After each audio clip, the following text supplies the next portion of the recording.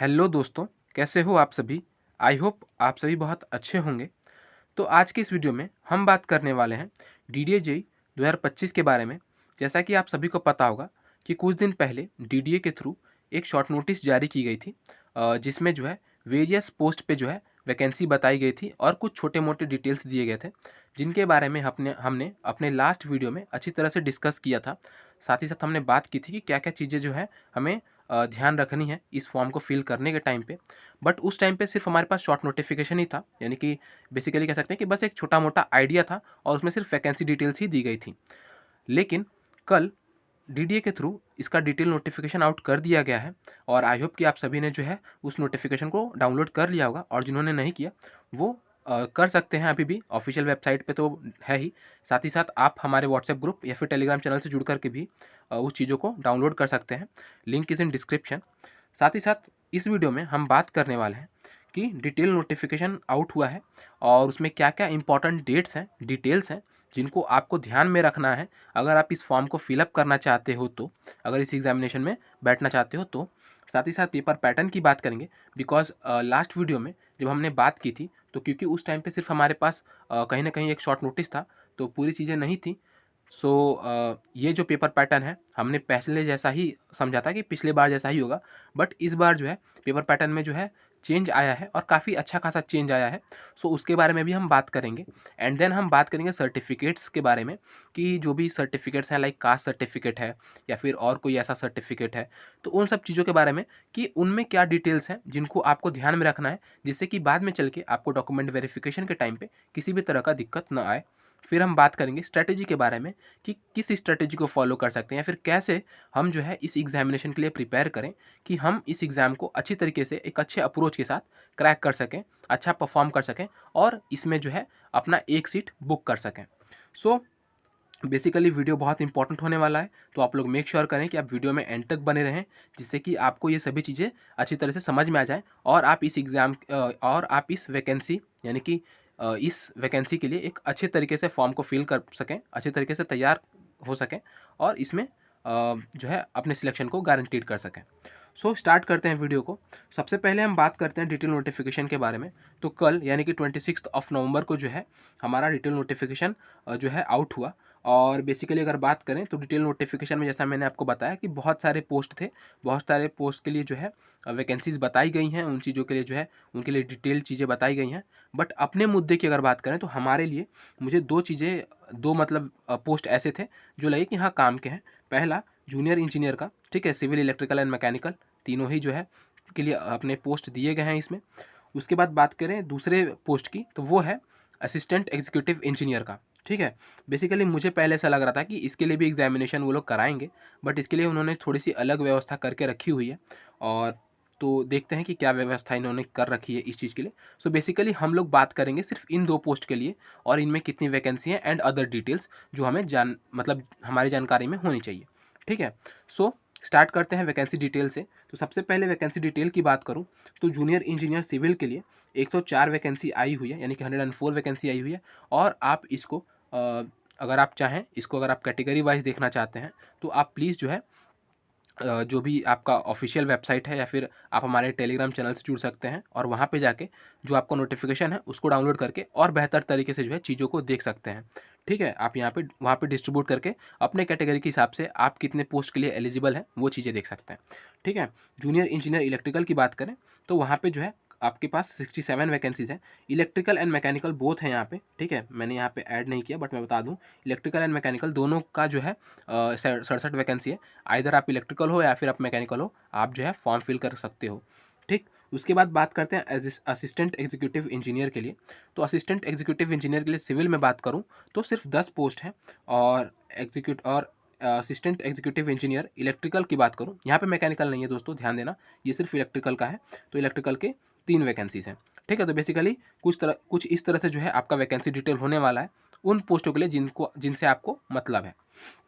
इसके बाद हम बात करते हैं अगले पॉइंट पे, जो कि है आपका एजुकेशनल क्वालिफिकेशन।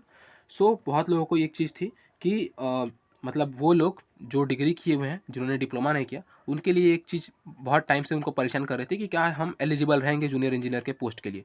सो हाँ, आप लोग जो है यहाँ पे जो है एलिजिबल रहोगे, क्योंकि कुछ जगहों पे जो है ये लोग एलिजिबल नहीं होते। सो वो एक परेशानी के मुद्दे हैं। बट यहाँ पे एक गुड न्यूज़ है कि जूनियर इंजीनियर पोस्ट के लिए डिप्लोमा और डिग्री दोनों ही लोग एलिजिबल हैं, ठीक है, अगर आपने रिलेवेंट ट्रेड से डिप्लोमा और डिग्री कर रखी है। बात करें अगर एज की, तो एज ग्रुप जो है 18 टू 27 ईयर्स इन्होंने रखा है, ठीक है। 18 से 27 साल के अगर बीच में आप हैं तो आप इस पोस्ट के लिए अप्लाई कर सकते हैं। साथ ही साथ इन्होंने जो है एज रिलैक्सेशन भी रखा हुआ है। सो आप अपने कैटेगरी के हिसाब से, अगर आप किसी कैटेगरी से बिलोंग करते हैं तो आप अपना एज रिलैक्सेशन का चीज़ जो है देख सकते हैं, और वहाँ पे मतलब अकॉर्डिंगली जा सकते हैं। बात करें अगर AEE की, ठीक है, मतलब असिस्टेंट एग्जीक्यूटिव इंजीनियर की, बार बार मैं इतना बड़ा नाम नहीं लूँगा, सो AEE हम लोग लेंगे इसको। AEE की बात करूँ तो यहाँ पे इन्होंने डिग्री मांगा है, डिग्री इन रिलेवेंट ट्रेड, और यहाँ पे जो एज ग्रुप है वो है 21 टू 30 ईयर्स, ठीक है, यानी कि 21 से 30 साल के बीच में आपको होना चाहिए। अच्छा, इसके बाद हम बात करते हैं आगे के डिटेल्स की। आगे के डिटेल्स जाने से पहले एक छोटा सा नोटिस कि भाई जो दोस्त ऐसे हैं जो पहली बार इस चैनल से आ रहे हैं, या फिर जिन्होंने ये वीडियो पहली बार मिली है और पहली बार इस चैनल पे आ रहे हो आप, तो आप लोग मेक श्योर करो कि आप चैनल को सब्सक्राइब कर लो, वीडियोस को लाइक कर लो, जिससे कि आप भी हमारे साथ जुड़ करके अपने प्रिपरेशन की जर्नी को और बेहतर बना सकते हो। क्योंकि यहाँ इस यूट्यूब चैनल के माध्यम से मैं कोशिश करता हूँ कि मैं जितने भी सिविल इंजीनियरिंग एस्पिरेंट्स हैं उनके प्रिपरेशन की जर्नी को और बेहतर बना पाऊँ अपने छोटे मोटे एफर्ट्स के थ्रू। सो अगर आप सिविल इंजीनियरिंग एस्पिरेंट हैं तो प्लीज़ मेक श्योर कि आप जो है चैनल को सब्सक्राइब कर लें। और साथ ही साथ जो दोस्त ऐसे हैं जो अभी तक व्हाट्सएप ग्रुप या फिर टेलीग्राम चैनल से नहीं जुड़े, तो आप लोग मेक श्योर करो कि आप लोग डिस्क्रिप्शन में लिंक दिया गया है, वहाँ से आप जो है व्हाट्सएप ग्रुप और टेलीग्राम चैनल से जुड़ सकते हो।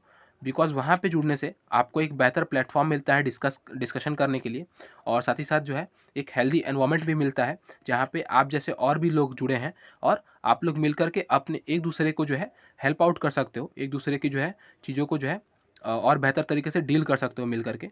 सो वो बहुत अच्छा तरीका है, और वहाँ पे बेसिकली मेरे जैसे और भी दोस्त हैं जो ऑलरेडी कहीं ना कहीं सिलेक्टेड हैं, वो भी वहाँ पे अवेलेबल हैं आपके गाइडेंस के लिए, आपके हेल्प के लिए। सो आप लोग मेक श्योर करें कि आप वहाँ से जुड़ें। तो चलिए सही आगे की बात करते हैं। सो रिजर्वेशन डिटेल्स की बात करें तो रिजर्वेशन डिटेल्स में अगर बात करें OBC सर्टिफिकेट की या फिर EWS सर्टिफिकेट की, तो आप लोग मेक श्योर करना, जैसे कि क्या होता है ना, SSC जो भी कास्ट सर्टिफिकेट लेती है, EWS सर्टिफिकेट तो आपको हर साल हर फाइनेंशियल ईयर पे बनवाना होता है, नो डाउट, तो ये आपको तो हर फाइनेंशियल ईयर पे बनवाना होगा। बट OBC सर्टिफिकेट की अगर बात करें तो SSC क्या करता है ना कि 3 साल का क्राइटेरिया रखता है कि अगर आपका जो है लेट्स से कि अगर आपका 2024 में एग्जामिनेशन हुआ है, तो वो बोलेगा कि अगर इससे 3 साल पहले तक का आपके पास जो है कास्ट सर्टिफिकेट है, तो वो आप वहाँ पे अप्लाई कर सकते हो, वो वैलिड होगा। बट इन्होंने क्या कर रखा है, DDA JEE में इन्होंने क्या कर रखा है, इन्होंने बोला है कि हमको जो OBC सर्टिफिकेट चाहिए वो भी सेम फाइनेंशियल ईयर का चाहिए, यानी कि इसी फाइनेंशियल ईयर का। तो इस फाइनेंशियल ईयर का मतलब कि आपको आपका जो OBC सर्टिफिकेट हो वो 1 अप्रैल से, ठीक है, क्योंकि आप सभी को पता होगा कि जो फाइनेंशियल ईयर होता है वो 31 मार्च को एंड होता है, ठीक है। तो ये जो फाइनेंशियल ईयर है वो चालू हुआ है आपका 1 अप्रैल से, और अभी चल ही रहा है।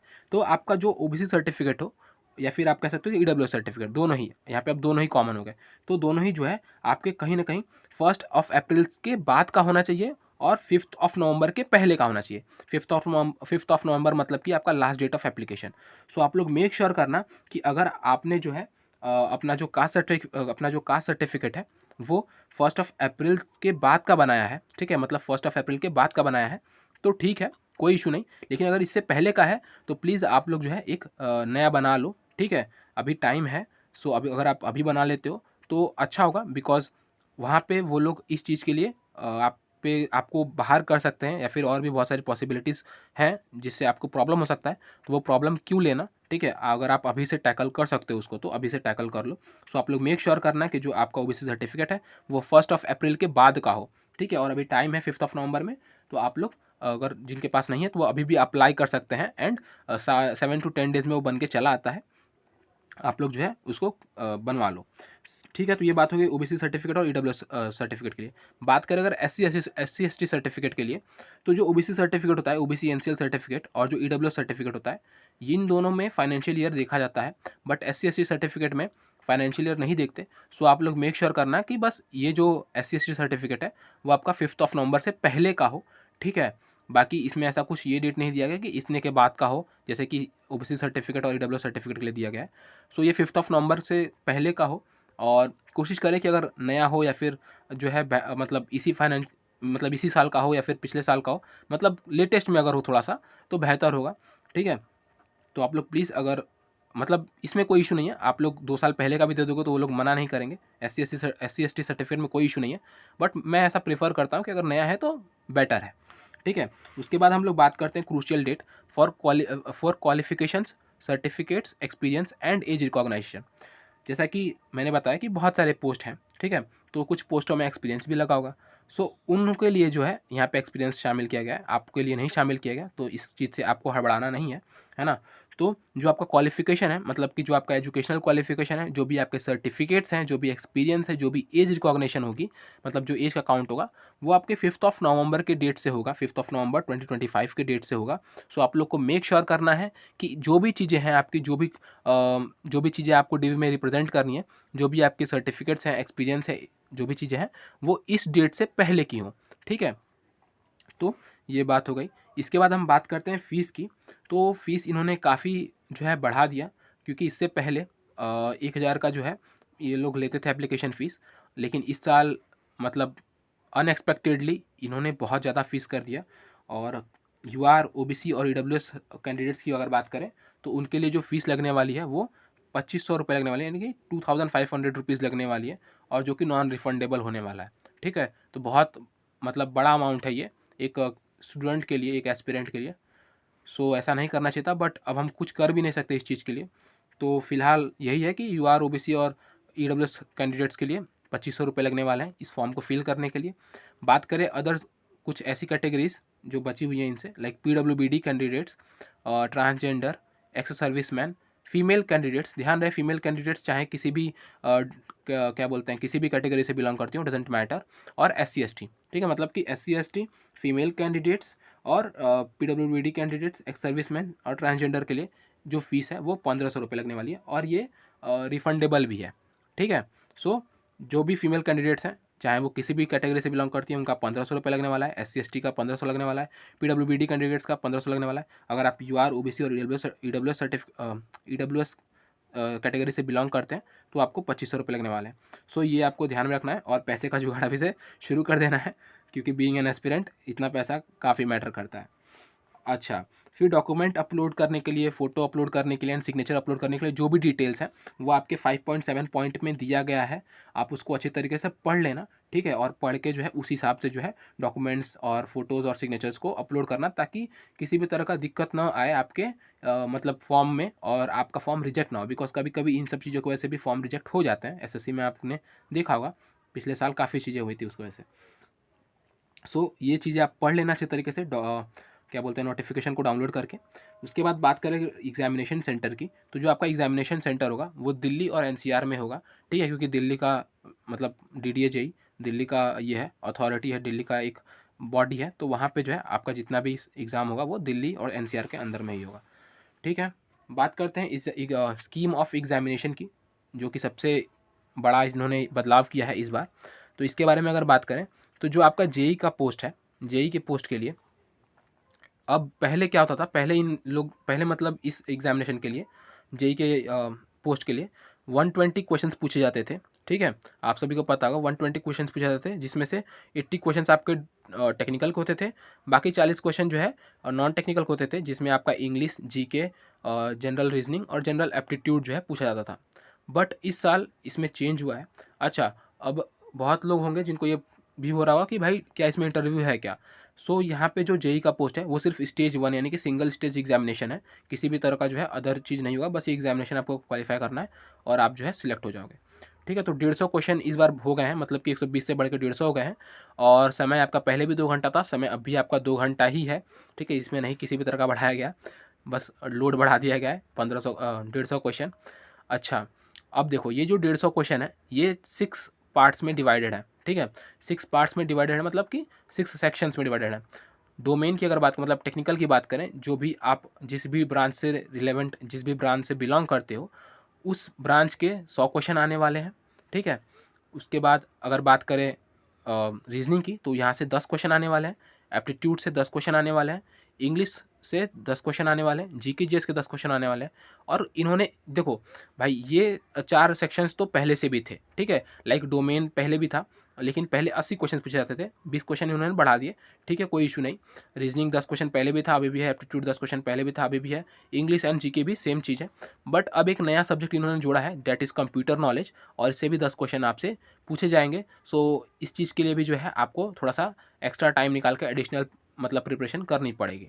सो ये हो गई बात एग्ज़ाम मतलब स्कीम ऑफ एग्जामिनेशन की। बात करें मार्क्स की, तो आपको हर क्वेश्चन पे +1 मार्क्स मिलेंगे और हर गलत क्वेश्चन पे आपका 1/3 जो है निगेटिव मार्किंग है। सो आपको ध्यान रखना है कि आप किसी भी तरह के ऐसे गलती ना करें कि मतलब लाइक कि बस करते जा रहे हैं। सो आपको ये ध्यान में रखना है कि निगेटिव मार्किंग भी है। सो आपको प्रिसाइजली क्वेश्चंस को अटेम्प्ट करना है एग्ज़ाम में। बात करें आगे की बात की, अच्छा जो असिस्टेंट एग्जीक्यूटिव इंजीनियर का पोस्ट है मतलब AEE का, उसकी बात करें तो दोस्त ये जो है पहले लग रहा था मुझे कि इसका भी एग्जामिनेशन होगा, बट ये एग्जामिनेशन नहीं करा रहे। इसका इसमें जो है जो भी कैंडिडेट्स हैं उनका सिलेक्शन UPSC 2024 के हिसाब से होगा। जिन दोस्तों का मतलब जिन दोस्तों ने UPSC अगर 2024 दिया है और उन्होंने प्री मेंस और इंटरव्यू में वो मतलब अपीयर हुए हैं, प्री क्वालिफाई किया है, मेंस क्वालिफाई किया है और फिर इंटरव्यू में अपीयर हुए हैं, बट समहाउ फाइनल रिजल्ट में अगर वो नहीं आ पाए हैं तो उन दोस्तों को जो है वहाँ पे यहाँ पे सिलेक्ट किया जाएगा, यहाँ पे जो है लिया जाएगा, ठीक है। तो अगर आप में से किसी ने UPSC 2024 दिया है और आपका ऐसा कुछ है तो आप अप्लाई कर सकते हैं इस पोस्ट के लिए, है ना। इसके बाद बात करते हैं अगले पॉइंट की। तो अगला पॉइंट है बॉन्ड। तो इसमें बॉन्ड भी है और बॉन्ड जो है करीब करीब 2 लाख का होगा, करीब कहीं पूरा 2 लाख का है, ठीक है। तो पूरे 2 लाख का बॉन्ड है इसमें। अगर आप 3 साल से पहले मतलब अगर आप सिलेक्ट होते हो और 3 साल से पहले में अगर आप छोड़ते हो DDJE को, तो आपको जो है 2 लाख का बॉन्ड देना पड़ेगा, जिसमें अगर बात करें ये 3 साल में, तो ये 3 साल में 2 साल आपका प्रोबेशन पीरियड होगा और 1 साल जो है आपका रेगुलर सर्विस का होगा।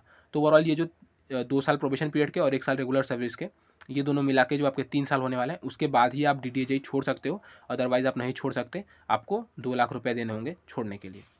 अच्छा, अब बात करते हैं अगले पॉइंट की। तो ये कुछ छोटी मोटी चीज़ें थी, मतलब ओवरऑल चीज़ें थी जो हमको ध्यान में रखनी है इस एग्ज़ाम को फॉर्म फिल करते समय।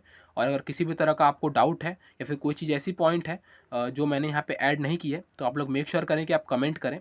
और वीडियो काफ़ी बड़ी हो गई है, तो स्ट्रैटेजी मैं इस वीडियो में डिस्कस नहीं कर रहा, बट स्ट्रैटेजी की अगर बात करें तो स्ट्रैटेजी मैं अगले वीडियो में ला दूंगा, है ना। जो दोस्त ऐसे हैं, अब आप में से बहुत दोस्त ऐसे होंगे जो DDA के लिए भी अप्लाई कर रहे हैं और NHPC के लिए भी अप्लाई कर रहे हैं। तो अगर आप यहाँ तक जुड़े हो भाई, तो अगर आपने NHPC का लास्ट वीडियो यानी कि स्ट्रैटेजी वीडियो नहीं देखा, तो आप लोग मेक श्योर करो कि आप लोग जो है उस वीडियो को भी देख लो, ठीक है। और साथ ही साथ जो है आप लोग पार्टिसिपेट कर सकते हो हमारे डेली टास्क शेड्यूल में, जो कि NHPC JEE, SSC JEE और DDA JEE के लिए जो है कहीं ना कहीं डेडिकेटेड होगा। और इसका नाम होगा target SSC NHPC DDA JEE 2025। और इस टास्क में मैं आपको कुछ इस तरीके से टास्क दूंगा कि आप इन तीनों एग्ज़ाम्स को जो है टारगेट कर पाओगे एक टाइम पे, ठीक है। तो काफ़ी इंपॉर्टेंट, काफ़ी बेहतर होने वाला है। तो आप लोग मेक श्योर करें कि आप इसमें पार्टिसिपेट करें, ठीक है। आप इन टारगेट्स को फॉलो करें एंड आपको ऑब्वियसली जो है रिजल्ट्स देखने को मिलेंगे। तो वीडियो काफ़ी बड़ी हो गई है, तो आज की वीडियो में बस इतना ही। आप लोग मेक श्योर करें कि आप जो है जो भी मतलब वैकेंसीज आ रही हैं, जो भी अपॉर्चुनिटीज़ आ रही हैं, उनका फॉर्म फिल कर दें, ठीक है। तो ये था आज की वीडियो में। Keep watching, keep learning, thank you.